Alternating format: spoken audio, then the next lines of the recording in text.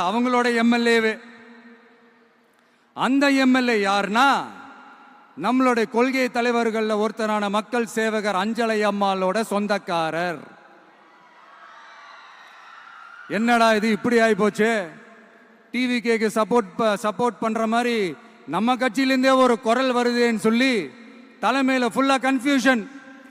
அந்த கன்ஃபியூஷன் இதோட நிக்காது. அந்த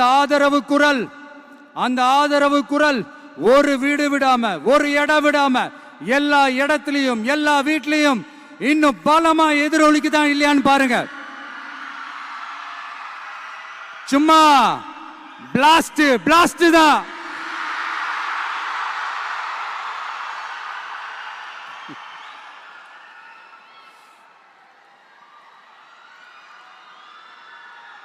இது இன்னைக்கு நேத்தெல்லாம் நடக்கலங்க. 1972 நடந்து முடிஞ்சிருச்சு. எப்போ எம்ஜிஆர் அவர்கள் கட்சி ஆரம்பிச்சாங்களோ அப்பவே அது ஒரு கூத்தாடி கட்சி. எப்போ எம்ஜிஆர் அவர்களுக்கு பின்னாடி அத்தனை மக்கள் திரண்டு நின்னாங்களோ அப்பவே அது ஒரு கூத்தாடி கும்பல். நடிகர் கட்சின்னு சொன்ன ஒருத்தர் அதுக்கப்புறம் எம்ஜிஆர் கூடயே போய் சேர்ந்துட்டாரு. இன்னொருத்தர் இவரெல்லாம் ஒரு ரவுண்டு தாங்க வருவாரு, ரெண்டாவது ரவுண்ட்லாம் காணாம போயிடுவார்னு சொல்ல இன்னொருத்தர் அதுக்கப்புறம் போய் எம்ஜிஆர் கிட்டே போய் சேர்ந்துட்டார்.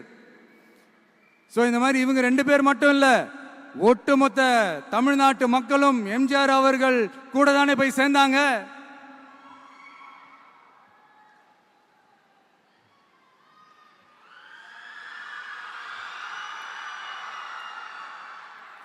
அதனால இது வரலாறு. இந்த வரலாறு நம்மளை விட அவங்களுக்கு இன்னும் நல்லாவே தெரியும். அதனாலதான் பாத்தீங்கன்னா 53 வருஷமா அதே கதறல்கள். கூத்தாடி கூட்டம், நடிகர் கட்சி, நடிகர் கூட்டம், இப்படி. மர்மயோகின்ற ஒரு படத்துல அவருடைய கேரக்டர் பேர் கரிகாலன். அதுல ஒரு சூப்பர் டயலாக் ஒன்று சொல்லியிருப்பாரு. குறி வைத்தால் தவற மாட்டேன், தவறுமானால் குறியே வைக்க மாட்டேன்.